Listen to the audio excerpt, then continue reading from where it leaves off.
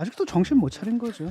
이분이 어떤 분입니까? 지금 가장 그 보궐선거 참패 책임 누구한테 있냐면 일단 그 윤핵관 이 사람들한테 있거든요. 예, 그다음에 예. 이분은 뭐였냐면 당내에서 말 안 듣는 의원들 뭐 쫓아나겠다고 아주 공개적으로 겁박까지 했던 이런 사람이란 말이죠. 이런 분 때문에 사실 보궐선거에서 참패했고 그 책임을 지고 자신이 그 자리에서 물러났으면은 다시 선거에 관여해서는 안 되는 거잖아요. 예. 그런 식으로 선거 치르면 진다라는 게 너무나 입증이 됐기 때문에 그런데 다시 임명을 했단 말이죠. 이건 바로 그 혁신의 의지가 있는지를 의심하게 만드는 거예요. 그러니까 정말 책임져야 될 사람들은 하나도 책임지지 않고 있거든요. 대통령 그대로 있죠. 김기현 대표 체제 그대로 있잖아요. 그다음에 최고위원회들 그대로 있고 그다음에 거기 사무총장 했던 사람 또다시 등장했고 라고 한다면 근간은 당의 그 커뮤니케이션 핵심적인 근간은 그대로 하나도 변함이 없다는 얘기입니다. 당을 나락으로 떨어뜨린 그 구조는 그대로 남아있다는 얘기예요. 한판 브리핑 민동기 평론가 함께하겠습니다. 어서 오십시오. 안녕하십니까. 자, 국민의힘 인류한 혁신위가 일요한 건으로 건의한 대사면 이제 밖에서 징계 취소안이 됐는데 결국 승인이 됐군요. 네, 이준석 전 대표와 홍준표 대구시장 등에 대한 당원권 정지 징계를 국민의힘이 취소하기로 했습니다. 두 사람은 국민의힘 당원 자격을 이제 회복하게 됐는데요. 예. 과정이 그렇게 순탄치는 않았습니다. 왜냐하면 당사자들이 일단 강하게 반발을 했고요. 그리고 당 윤리위원회가 징계를 결정을 하지 않았습니까? 예. 이걸 뒤집는 게 맞느냐라는 그런 반론도 적지 않았는데 어찌됐든 혁신이 1호 제안이기 때문에 지도부가 수용을 하는 그런 모습을 갖춘 것으로 보입니다.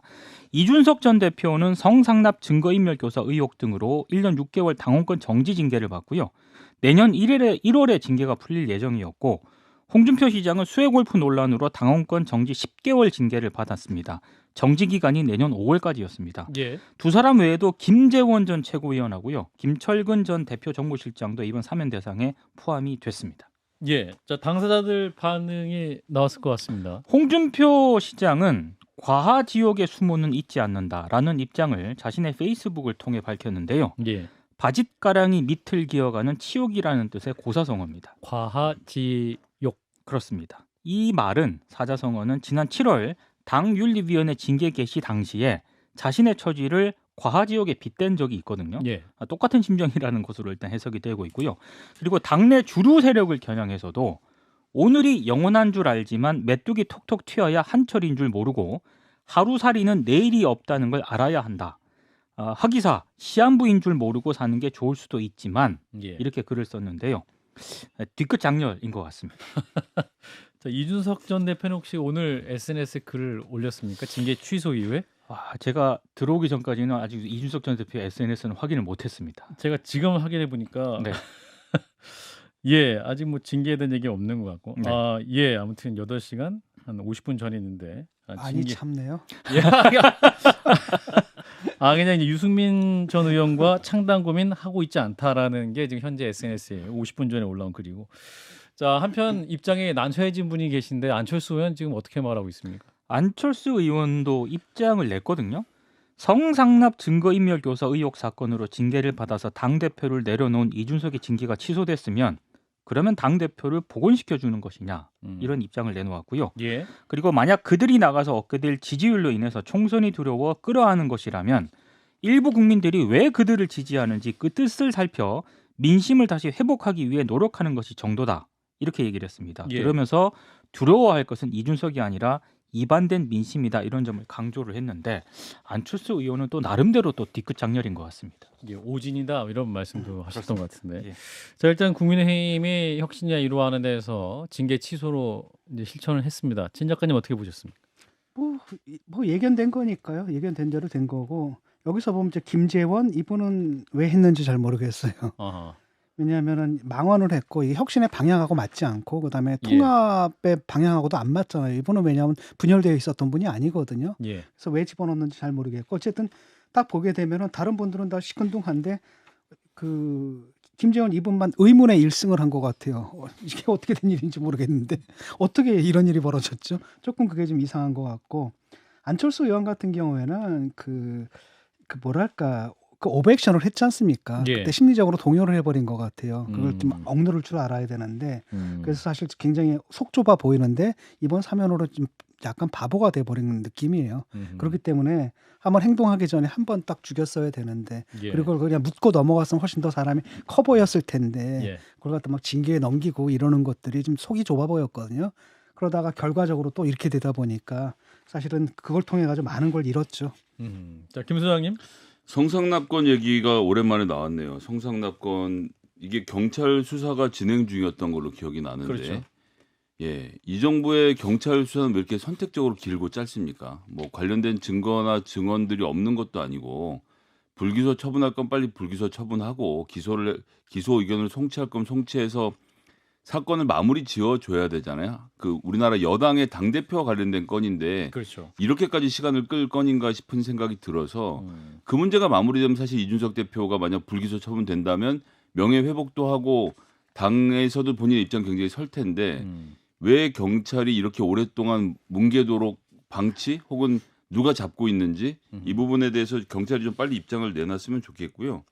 어쨌건 인요한 혁신위원회가 자기들이 갖고 있는 힘이 있다는 것을 보여준 겁니다. 뭐 누차 말씀드리지만 법대로 하는 게 아니고 정치는 정치로 하는 거거든요. 여론으로 하는 것이고 그래서 첫 번째 사안에 대해서는 어쨌든 인요한 혁신위가 나름의 방향으로 추진했다고 보는데요. 앞으로 어떻게 해갈지 좀 지켜보도록 하겠습니다. 홍준표 시장은 화가 많이 나신 것 같은데 그 향후에 예. 그때 수해 중이었거든요. 수해 중인데 예. 그때 이제 골프를 친 거, 골프를 칠 수 있다고 봐요. 근데 예. 이제 그 정도 됐으면 그냥 죄송합니다 하고 넘어가면 되는데 그때 또 그 왜 수해 중에 골프를 쳐도 되는지 막 설명을 하고 설명을 막 했고 이게 이제 국민들의 심기를 건드렸거든요. 그래서 예. 당에서 취한 조치고 사실 홍준표 시장도 잘한 거 없죠. 이준석, 윤석열, 이준석, 안철수, 김기현, 홍준표 사실 사적 감정들이 네. 이번 징계에 더 큰 역할들을 하고 있는 것 같아서 보기가 좀 그러네요. 예, 자, SNS를 또 좀 주목해서 좀 보도록 하겠습니다. 자, 이런 가운데 수도권을 뒤흔들고 있는 이슈, 김포시의 서울 편입 추진인데 국민의힘이 굉장히 빨리 움직이고 있네요. 수도권 주민 편입 개선 특위를 발족을 했습니다. 예, 그러니까 특위위원장이 오선의 조경태 의원을 임명한 안건을 오늘 의결을 했는데요. 예, 원래 언론 보도에는 송석준 의원이 유력하다 이렇게 보도가 아. 되긴 했습니다만 예. 최종적으로 조경태 의원이 발탁이 됐습니다. 토목공학 박사죠. 그러니까 박사 출신이고요. 예. 그리고 도시 설계 등의 전문적인 지식이 있다. 이런 아하. 점을 아마 좀 내세웠던 것 같습니다. 예. 그리고 한 가지 좀 의아했던 건 수도권 출신이 아니거든요. 일단 부산에 지금 오선. 지역구가 있습니다. 예, 그래서 이런 부분들이 아마 좀 논란이 됐던 것 같은데 국민의힘 쪽에서는 인근 주민 요구 등을 합리적으로 정리를 해야 되기 때문에 부산 출신이냐 수도권 출신이냐는 별 의미가 없는 것 같다. 이런 입장을 밝혔습니다. 예, 원래는 TF를 구성을 하려고 했었거든요. 아하. 그런데 메가서울 구상을 광범위하게 논의한다는 그런 차원에서 특위로 격상을 했고요. 이 특위에는 현역 의원뿐만 아니라 각 분야 전문가가 포진할 예정입니다. TF에서 특위로 격상이 됐다. 그렇습니다. 그만큼 또 국민의힘은 힘을 기울인다는 뜻인데, 자, 김기현 대표는 오늘 또 이제 인근 도시도 주민들 뜻이 모여지면 편입 추진 검토하겠다. 또 진전됐습니다. 그러면 이게 다른 경기도 주요 도시들도 굉장히 뭐랄까요, 들썩들썩할 수 있을 것 같은데요. 그러니까 구리시가 굉장히 빠르게 움직였습니다. 예, 서울시 편입에 대해서 시민 의견을 묻겠다라는 입장을 오늘 백경현 구리시장이 긴급 브리핑을 통해서 밝혔거든요. 예, 그러니까 특별자치구로 편입된다는 전제하에 시민 의견 수렴을 위한 여론조사와 공청회를 추진하겠다라고 얘기를 했는데 예, 구리시가 서울시로 편입이 되면 시 발전에 도움이 되는 부분도 있을 것으로 예상한다고 얘기를 했고요. 다만 자치권이 축소가 되는 거 아니겠습니까? 예. 이런 부분들에 대해서는 만약에 편입이 되더라도 특별자치구로서 각종 규제로 인한 개발 억제를 해소하고 한강변 도시개발은 물론이고 수도권 규제와 기업 지원에 대한 수도권 역차별이 해소돼야 한다. 이런 전제 조건을 걸었습니다. 예, 근데 이렇게 전제 조건을 내걸면 뭐 다른 자치구와 형평성 이런 문제도 일단 제기가 될 수도 있을 것 같습니다. 예, 근데 어찌됐든 시민 여론 수렴 방법과 관련해서는 시의회와 협의해서 11월 중에 최대한 빨리 여론조사와 공청회 등을 진행하겠다라고 밝혔고요. 예. 여론조사 결과를 토대로 구리시 발전에 도움이 될 수 있는 방향으로 적극 동참하겠다라는 입장을 내놓았습니다. 이제 서울시도 일단은 메가시티 서울에 대한 의견 수렴 본격 착수했다라는 그런 소식이고, 자, 총선을 앞둔 이제 국민의힘의 행보가 주목을 받고 있는데 그 당 인재영입위원장에 이철규 전 사무총장이 임명이 됐습니다. 이분이 19일 전에 사무총장 사퇴를 하신 분인데 갑자기 또 인재영입위원장에 임명이 돼가지고 그래서 논란이 되고 있습니다. 예, 서울 강서구청장 보궐선배 참패 책임을 지고 이제 사무총장직에서 사퇴를 했거든요. 예, 그러니까 핵심 당직이 한 달도 채 안 돼서 복귀가 됐는데 예, 일단 여러 해석이 나오고 있습니다. 일단 윤 대통령의 측근으로 분류가 되는 의원이거든요. 원조 윤핵관이다. 그렇습니다. 그래서 지금 이제 이뇨한 혁신위원회 위원장 같은 경우에 내년 총선에서 영남 중진 의원들의 수도권 출마 이런 부분들을 계속 주장을 하고 있지 않겠습니까? 근데 과연 인재영입위원장에 대통령 측근이 일단 임명이 됐기 때문에 혁신 가능성이 좀 불투명해졌다 이런 지적도 나오고 있는 그런 상황이고요. 예, 그래서 이제 비윤계 인사들을 중심으로 비판적인 목소리가 나오고 있습니다. 이준석 전 대표 같은 경우에 SNS에 임명직 당직자 사퇴한다더니 다시 슬그머니 한 달도 안 되어 돌아오는 걸 보니 사람이 없다. 먹고 살만해졌나 생각하나 보군. 역시 노답이다. 이렇게 비판을 했고요. 김웅 의원도 SNS에 예, 결국 시키는 대로 하는 윤심 100% 인사만 영입을 하겠다는 것이다. 당의 개혁을 바라는 인물은 승선시키지 않겠다는 것이다. 라고 강하게 비판을 했습니다. 예. 자, 이철규 전 사무총장의 내년 총선과 인재영입위원장 임명. 국민의힘 당내에서도 굉장히 이제 비판의 목소리가 나오고 있는 상황인데 진 교수님 어떻게 보셨습니까? 아직도 정신 못 차린 거죠. 이분이 어떤 분입니까? 지금 가장 그 보궐선거 참패 책임 누구한테 있냐면 일단 그 윤핵관 이 사람들한테 있거든요. 예, 그다음에 예. 이분은 뭐였냐면 당내에서 말 안 듣는 의원들 뭐 쫓아나겠다고 아주 공개적으로 겁박까지 했던 이런 사람이란 말이죠. 이런 분 때문에 사실 보궐선거에서 참패했고 그 책임을 지고 자신이 그 자리에서 물러났으면은 다시 선거에 관여해서는 안 되는 거잖아요. 예. 그런 식으로 선거 치르면 진다라는 게 너무나 입증이 됐기 때문에 그런데 다시 임명을 했단 말이죠. 이건 바로 그 혁신의 의지가 있는지를 의심하게 만드는 거예요. 그러니까 정말 책임져야 될 사람들은 하나도 책임지지 않고 있거든요. 대통령 그대로 있죠. 김기현 대표 체제 그대로 있잖아요. 그다음에 최고위원회들 그대로 있고 그다음에 거기 사무총장 했던 사람 또 다시 등장했고 라고 한다면 근간은 당의 그 커뮤니케이션 핵심적인 근간은 그대로 하나도 변함이 없다는 얘기입니다. 그래서 당연히 이제 당내에서 반발의 목소리가 나올 수밖에 없는 거고 이게 정말로 혁신이 진정성을 가지려면 이런 사람 쳐내야 됩니다.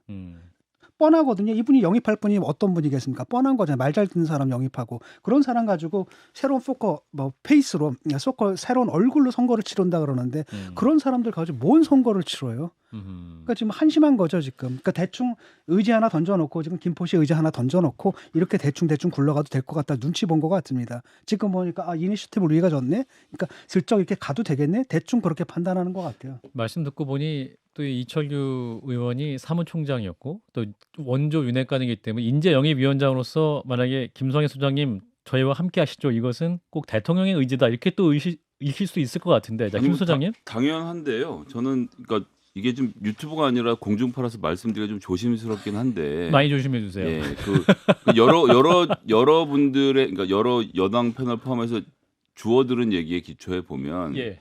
김기현 대표가 이철규 사무총장 불편했다라는 소문이 많았거든요. 아, 그래서 그래요? 강서구청장 선거 끝나고 본인은 살아남고 이철규 사무총장은 떼어내는 그러니까 쳐내는 방식으로 김기현 천할 3주 만든 건데 예.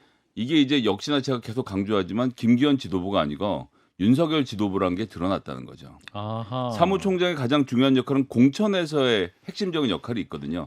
살생부를 쥐고 있게 되는 건데 이제 살부는 버리게 된 겁니다. 어쨌거나 사무총장가 못하니까. 하지만 생부는 손에 쥐고 해서 이제 누구를 영입할 건지 당의 컬러를 만드는 일을 이철규 사무총장이 사실상 복귀함으로써 윤석열 대통령이 생각하는 총선 그림을 그릴 인재는 역시 이철규밖에 없다는 것을 보여줌으로써 김기현 대표가 여전히 별 힘이 없다는 것을 웅변적으로 보여주는 사태가 아닌가라고 저는 짐작해 보고 있습니다. 당을 나락으로 떨어뜨린 그 구조는 그대로 남아있다는 얘기예요. 지금.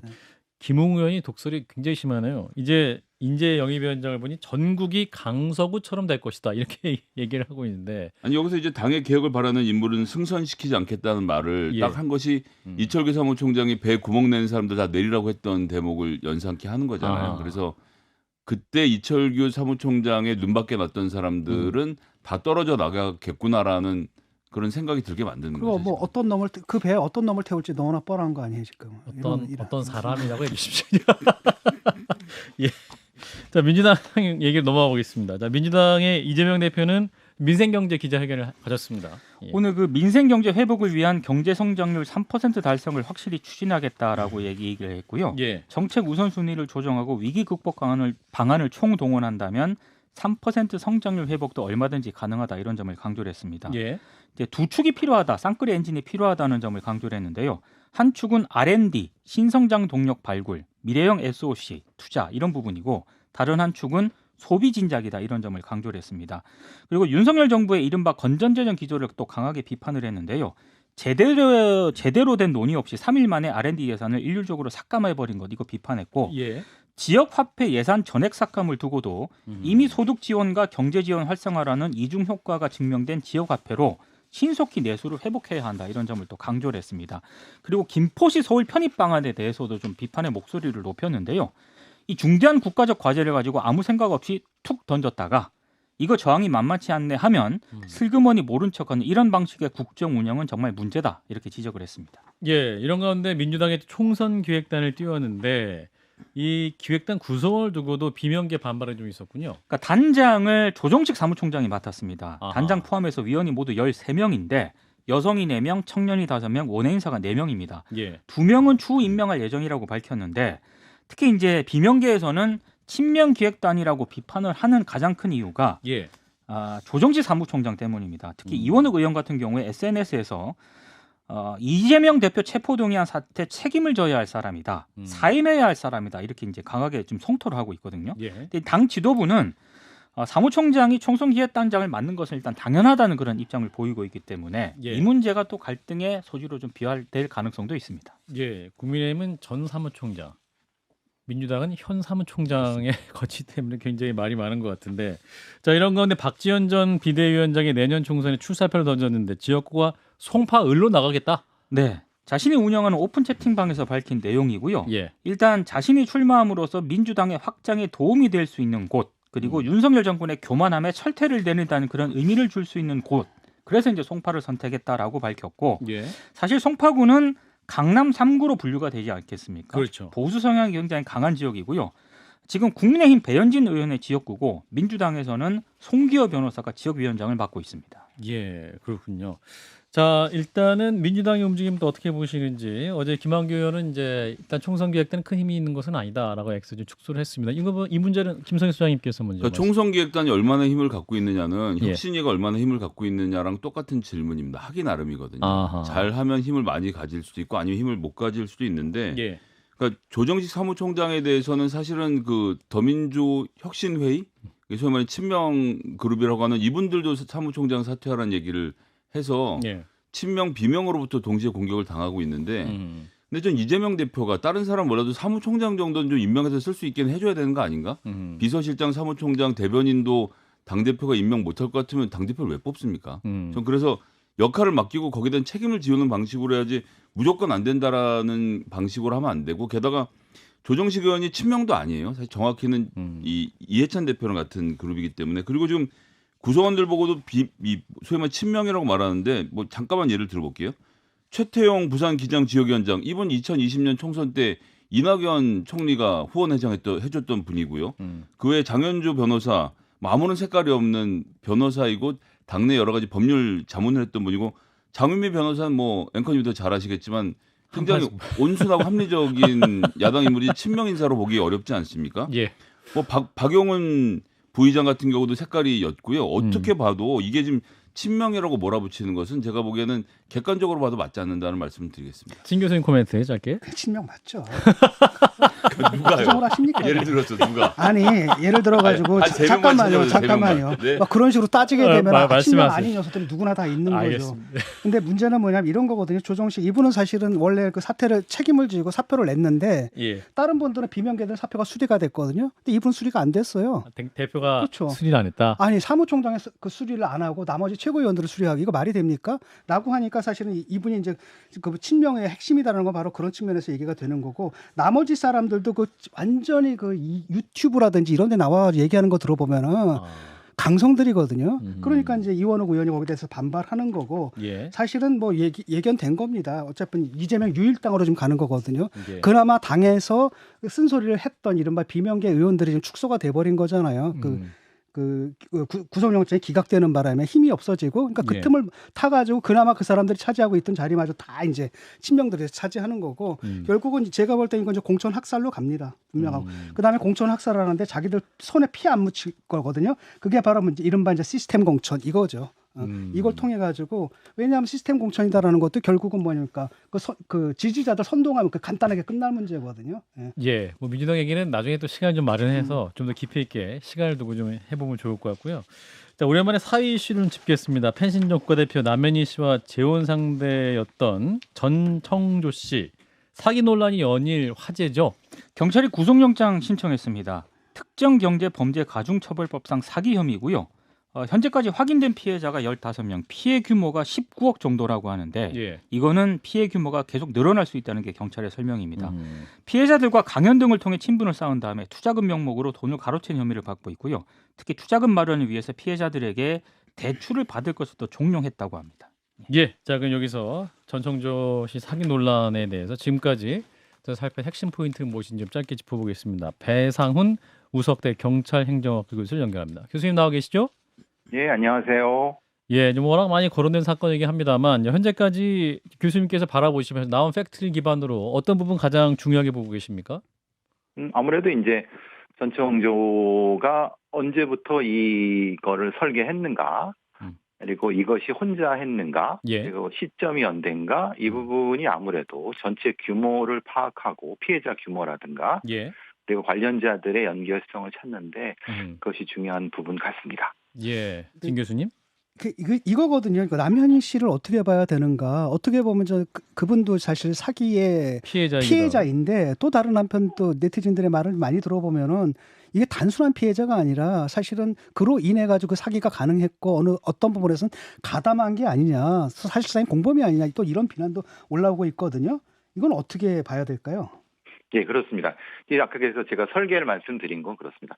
이 보통 이제 수준이 일정 정도 범죄 수준이 높은 이 사기꾼들은 예. 애초에 이제 피해자를 공범화하는 전략을 씁니다. 아하. 그러니까 왜냐하면 공범화를 해야지 자신의 죄책이라든가 아니면은 자신으로 연결될 수 있는 고리를 끊어낼 수 있는 부분이 있거든요.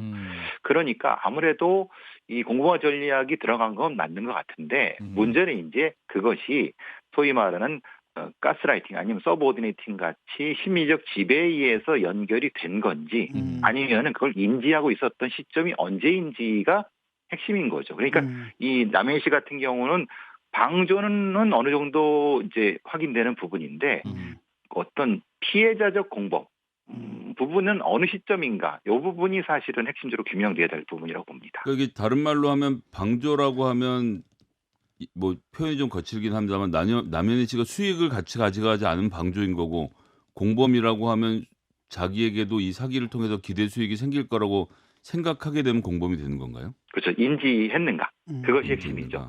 그러니까 아무리 자기가 심리적으로 지배당했다 하더라도 그 정도의 어느 정도 시점이 흘렀을 때는 이것이 확인할 수 있는 부분이 있었거든요. 예. 왜냐하면 뭐 본인의 어머니라든가 아니면 본인의 가족들이 많은 얘기를 해줬기 때문에 그럼에도 불구하고 적극적으로 아니라고 하면서 적극적으로 참여했다고 하면 그거는 이제 죄책이 분명히 생길 수 있는 거죠. 근데 이렇게 심리적으로 조종당한 상태라고 하면 이성적으로 판단하기가 어려워서 경찰에 신고하거나 이런 거는 사실 저희들처럼 판단하기 어렵다고 또 볼 수 있지도 않습니까?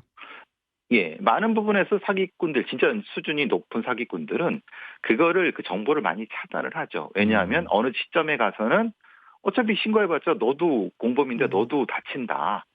그렇게 이제 많이 그런 얘기들을 많이 하면서 공범을 많이 같이 하는 전략들을 쓰는데 실제로 이런 부분이 어느 정도까지가 됐는지는 진짜 두 사람을 대질해 갖고 진술을 좀 들어봐야 됩니다. 근데 결혼 발표까지 한 거 보면은 이제 남현 씨 같은 경우 전혀 몰랐던 것 같고 심지어는 이런 의혹이 이제 언론에서 제기됐는데 그때조차도 뭐 아니다 고소하겠다라고 한 걸 보면은 본인은 그 전청조 씨를 엄청나게 믿었던 것 같긴 하거든요. 예, 그렇죠. 예, 그러니까 그 믿음을 그만큼 이제 그 전청조라는 사람이 여러 가지 분위기라든가 아니면 그 어떤 장치를 통해서 그렇게 만들어낸 거죠. 근데 이제 그 범죄도 뭐 그런 거 있지 않습니까? 미필적 고의에 의한. 그러니까 그것이 피해로 이어질 거다라는 인식이 있음에도 불구하고 그냥 넘어간 거니 뭐 이런 것들이 법률적으로는 어떻게 되나요, 이게? 그러니까 그게 좀 애매한 겁니다. 왜냐하면 미필적 고의라는 건 본인이 어느 정도 인지했는가에 대한 부분인 거죠. 아, 그렇구나. 예. 자, 그러니까 그리고 이제 예, 피해가 있을 수 있다라는 걸 인지했음에도 불구하고 그래도 나는 쟤를 믿어라고 해버리면 이게 사건이 커지는 거죠. 자, 전청록 씨의 경우 또 진술이 좀 오락가락하고 정서적으로도 굉장히 불안한 모습이 또 언론을 통해서 많이 나오고 있지 않습니까? 그럼 이분의 진술이 이제 향후 수사에서 혹은 재판부에서 좀 어떻게 인정이 될까요? 신빙성이 있다고 인정될 수 있을까요, 이게? 뭐 솔직히 말씀드리면 사기꾼의 말은 믿으면 안 됩니다. 100% 믿으면 안 되는 거고 그런가요? 특히 예. 이제 이런 종류의 사기꾼들은 말을 뭐 거짓말을 밥 먹듯이 하기 때문에 그거는 뭐 검사라든가 아니 수사관들이나 판사님들도 분명히 그 감안해서 보시기 때문에 그렇기 때문에 이제 본인이 말하는 것과 실제 증거를 비교하고 맥락을 비교해서 판단하는 거지 본인이 이제 뭐 TV라든가 인터뷰했던 부분은 그냥 참고 사항일 뿐입니다. 그렇군요. 이제 남현희 씨 측은 이제 어제는 거짓말 탐지기 조사 신청을 냈고 오늘은 이제 대질 조사 신청서까지 냈는데 그럼 이 부분이 본인의 무혐의 입증에 도움이 됩니까? 분명히 되죠. 왜냐하면 나는 이 정도까지 적극적으로 나는 거짓말하는 게 없다. 그리고 만약에 거짓말이라고 하더라도 나는 그걸 모르는 상태에서 했다라고 하는 것을 심리적으로 입증해내려고 하는 것 같습니다. 이 남현희 씨는. 알겠습니다. 그러니까 그 부분을 적극적으로 지금 어필하고 있는 거죠. 예, 교수님 일단은 좀 더 진행되는 거 보고 또 다시 또 말씀드릴 기회 준비하겠습니다. 고맙습니다. 감사합니다. 네, 배상원 우석대 경찰행정학과 교수였습니다. 자, 두 분도 좀 이 사건 많이 이제 기사를 통해서 만나보셨을 것 같은데 어떻게 보시는지 짧게 논평 주시면. 어처구니가 없더라고요. 예. 사기꾼들이 굉장히 고단수 사기를 쳐가지고 보통 사람들은 깨닫지 못하게. 근데 전총적 얘기는 딱 들어보면 이게 다 허구맹랑하거든요. 그 사진 같은 거 보면 경호원 10명을 대세우고 선글라스 끼고 사진을 찍고 무슨 재벌 3세가 그러고 다닙니까? 말이 안 되잖아요. 그다음에 또 영어 사용하는 것도 뭐 I am 신뢰라든지 이거 누가 봐도 황당하고 그다음에 심지어는 뭐 고환 이식을 해서 임신이 가능하다는 근데 어떻게 이런 사람한테 넘어갈 수가 있는지 저는 그게 궁금해요. 예. 자, 김 소장님. 오늘 다른 보도는 어떤 보이스피싱에 연루됐던 서울대 교수 피해자 2억은 자기 돈 털고 8억은 대출 받아서 넘기는 장면을 생각해 보면 이 사기라는 게 똑똑하다고, 그러니까 나도 당할 수 있다는 생각 항상 하면서 겸손하게 살겠습니다. 예. 자, 일단 뭐 사건이 좀 더 진척돼 경찰 수사가 진행되고 있기 때문에 추가 나오는 상황 보면서 더 말씀 나누도록 하겠습니다. 일단 오늘 여기까지 민동기 평론가였습니다. 고맙습니다. 고맙습니다. 좋아요. 구독. 알림 설정.